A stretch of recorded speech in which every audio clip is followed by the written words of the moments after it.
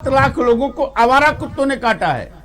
इसमें महज 434 लोगों की कुत्ते काटने की वजह से मौत हुई है पिछले 20 सालों में, और इसमें ज्यादातर मौतें पालतू कुत्ते के काटने से हुई है और पागल कुत्ते के काटने से हुई है। तो ये आंकड़ा 20 साल में अगर देखा जाए तो हर साल का आंकड़ा अगर लिया जाए तो मुझे लग रहा है कि ज्यादा से ज्यादा 15-20 है साल में 15-20 कुत्तों से काटने से मौत होती है। इसमें ज्यादातर 10 से 12 कुत्तों मौतें जो होती है वो पालतू कुत्ते के काटने की वजह से होती है या पागल कुत्तों के काटने की वजह। आवारा कुत्तों से पूरे साल में 4 या 5 मौतें होती हैं।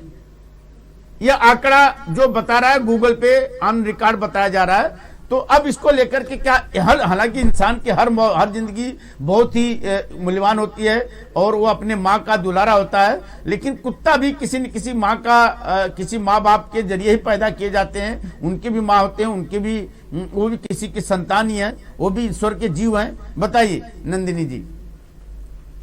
जितेंद्र जी, मैं ये कहूंगी कि हर एक सोसाइटी में ऐसे होना जरूरी है कि बच्चों को भी पेरेंट्स बताना चाहिए कि ये अपना दोस्त है, दुश्मन नहीं है जी। और ताकि ऐसे अगर बच्चे लोग को हम लोग प्यार करने का सिखाएंगे ना, तो वो लोग भी उनकेंगे तो कुत्ता उसको काहे। और आपने जो बताया वो भी सही कहा, आवारा कुत्ता कभी किसी को नहीं काटता है। इनफैक्ट मैं तो ये कहूंगी कि मेरा इतने सालों का तजुर्बा है, आवारा कुत्ता जो होता है वो इंसान को ज्यादा डरता है। हमेशा ये रहता है कि वो कहीं मुझे मारेगा क्या, डंडा लेके आएगा क्या। और वो आता है कभी खाने की आशा लेकर आता है। जी जी जी जी जी जी। आपने कुछ कुत्तों को लेकर के लड़ाई लड़ी थी, थोड़ा सा मुझे 1 मिनट के अंदर थोड़ा सा ब्रीफ करेंगे क्या आप? जिसका अभी लड़ाई तो कि कोई किसी सोसाइटी में एक कुत्ते ने कई बच्चों को जन्म दे दिया था, उसको सोसाइटी वालों ने बोरे में बांध करके रेलवे ट्रैक पे ले जाके फेंक दिया था, उसको आपने छुड़ाया था। जी जी जी, थोड़ा सा बताइए ना वाकया, हमारे पंडित थोड़ा सुनना चाहते हैं जी। हाँ, देखो अभी बच्चे जब पैदा होते हैं तो उनको लगता है कि ये बच्चे अभी आवारागर्दी करेंगे, गंदगी करेंगे, लेकिन जब तक ऐसे लॉ है कि सोसाइटी में जब बच्चे पैदा होते हैं तो वो जब तक थोड़े बड़े नहीं होते हैं, बाहर गेट के नहीं जाते हैं, तब तक वो वहां ही रहेंगे। और ऐसे हालात में कोई लोग उनको बोरी में ये करके रीलोकेट कर देते हैं। रीलोकेट करते हैं तो वो बेचारी सबको काटने के ऊपर निकल आती है कि मेरे बच्चे कहाँ है। वो पूछती है इंसान को कि मेरे बच्चे कहाँ छोड़ के आए आप लोग। जी जी जी जी जी जी, बिल्कुल बिल्कुल सही बात है। देखिए पहले बात, राम कुमार पाल जी आप बड़े ही मजे हुए जवाब देते हैं, अध्ययन आपका बड़ा ही बारीक होता है। डॉक्टर साहब से हम राय लेंगे। पहले आप बताइए, क्या आवारा कुत्ते हमारे शहर की समस्या है, या अगर इसको दूसरे पहलू से देखा जाए तो इसको हम अच्छे तरीके से कहीं न कहीं हमें जागरूक करने का एक तरीका वो है, माध्यम है? बताइए।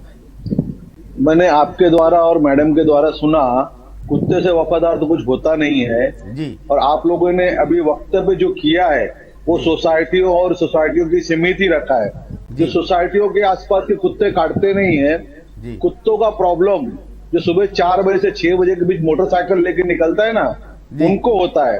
और 7-8 कुत्ते स्लम में एक साथ वो मोटरसाइकिल वाले को कूद पड़ते हैं, तो उसकी बड़े से बड़ा धारा सिंह भी हो तो उसकी सारी हवा निकल जाती है। ये वाकया 2 घंटे में ही होता है। और वहीं पे अगर आदमी पैदल जाए तो कोई समस्या नहीं होती। कोई सोसाइटी मतलब स्लम एरिया का कुत्ता भी उसको काटता नहीं है। कुत्तों की समस्या मोटरसाइकिल वालों से मॉर्निंग में 2 घंटे होती है। जी जी। हाँ, तो उसी समय कुछ उसमें से कुत्ते काट लेते हैं और भयंकर समस्या होती है। और सोसाइटियों के आसपास ऐसा कल्चर नहीं है। मैं देखा हूँ, बहुत देखा हूँ, स्लम एरिया में ही है। तो वहीं पे जैसे एक रोटी निकालने वाली आपने प्रथा बताई, हमारी संस्कृति की प्रथा बताई, वहां के लोगों को ये हमारे जनप्रतिनिधि ने ज्ञान देना चाहिए कि भैया आप एक रोटी निकालो कुत्तों के लिए। जब पेट भरा रहेगा तो किसी को नहीं काटेंगे। ये ज्ञान का प्रचार होना चाहिए, ये ज्ञान की बातें जानी चाहिए और हम समाज सेवक लोगों भी बैनर लगाना चाहिए जी। आप समझे ना, जागृति लानी चाहिए कि भाई उनका पेट भरे किसी भी तरह से। और जहां गुजराती एरिया है वहां पे कुत्ते और कबूतर खा पी के बड़े मस्त हैं, बाकी अन्य जो जाति है या धर्म के लोग हैं वो विशेष और ध्यान दे, गुजराती बन जाए सेवा में तो काफी कुछ अच्छा हो जाएगा। जी डॉक्टर साहब आप थोड़ा बताइए, डॉक्टर साहब बताइए, क्या कुत्ते, देखिए ये भी मानता है कि कुत्तों से बीमारियां भी होती हैं, बीच में स्वाइन कई ऐसे आए थे बीमारी जो कुत्तों की वजह से हो रही थी, इसलिए कुत्तों को मारने का सिलसिला शुरू हो गया था। जी जी बताइए ज्ञान भाई, आपकी आवाज भाई नमस्ते। जी नमस्ते ज्ञान भाई। नमस्कार उमर जी बताइए, डॉक्टर साहब, डॉक्टर उमर खान जी बताइए। जी मोस्ट कॉमन जो बीमारी होती है कुत्तों के काटने से वो, और वो अगर वैक्सीनेटेड किया हुआ नहीं है या उसको वैक्सीन नहीं लगा है जी या स्टेराइल नहीं किया गया है जी तो हिंदुस्तान में लगभग 40% डेथ जो है पूरी दुनिया के अगर कंपैरिजन किया जाए पूरे विश्व का तो 40% जो है सिर्फ हिंदुस्तान में होता है।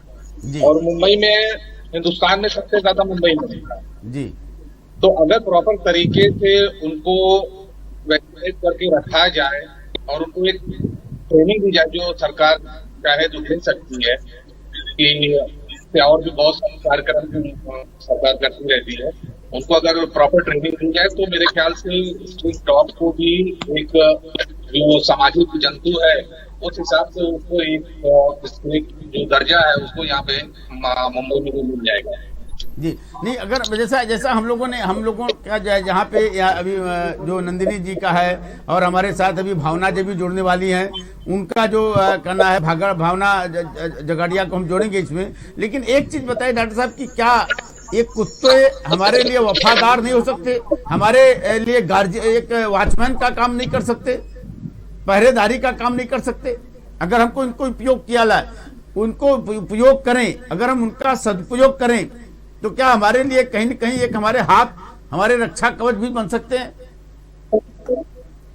बिल्कुल, देखिए आज सोसाइटी के अंदर एक वॉचमैन की सैलरी कम से कम 5 से 10 हजार के बीच में रहती है जी। अगर प्रति महीने के हिसाब से देखा जाए तो जी। अगर वो कुछ पैसे अगर वहाँ के स्ट्रीट डॉग के ऊपर गवर्नमेंट या सोसाइटी के लोग मिल के खर्च करते हैं, उसको प्रॉपर ट्रेनिंग दे दिया जाए, वैक्सीनेट कर दिया जाए तो मुझे नहीं लगता है कि वो इतने खतरनाक साबित होंगे जी, जी। और वो समाज के लिए उपयोगी ही साबित होंगे। जी रामपाल जी मुझे लग रहा है कि अगर डॉक्टर साहब की बात को ध्यान दिया जाए और एक एक सोसाइटी की जिम्मेदारी हो जाए तो कुत्ते जो आप बोल रहे हैं ना, बारिश से जाने वाले आवारा कुत्ते 5-10 घेर लेते हैं तो कम से कम घेरने वाली संख्या कम हो जाएगी और कुत्ते किसी के निरीक्षक में हो जाएंगे, किसी के देख रेख में हो जाएंगे। समस्या सोसाइटी के आसपास नहीं है, समस्या सब कहाँ है वो ध्यान दीजिए। समस्या स्लम एरिया में है, नहीं कहीं भी गलियों में है। जब हम स्लम एरिया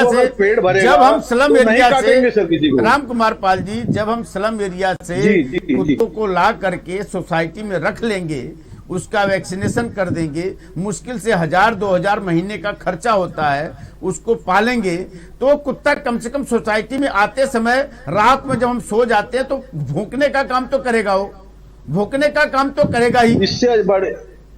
इससे बढ़िया तो सर जैसे अभी क्लब के लिए बड़े बड़े गार्डन बीएमसी दे रही है या ले रहे हैं, उसी तरह कुत्ता पालन घर बना दे तो हमारे मुंबई के लोग सेवा कर में छोड़ देंगे, वहाँ पल जाएंगे। लेकिन उससे सोसाइटी का कोई फायदा नहीं होगा। आनंद जी आप बताइए, आनंद जी आप थोड़ा सा दूसरी, हम सोच रहे हैं कि हमारे जीवन के लिए उपयोगी हो जाए वो पालन। घर में जाने के बाद ठीक है, सेवा तो बनेगी हमारी, समाज हम जीव दया तो कर सकते हैं, लेकिन हम सोच रहे हैं कि हम उसको जीवन में अपने लिए उपयोगी बनाएं। आनंद जी बताइए थोड़ा। बिल्कुल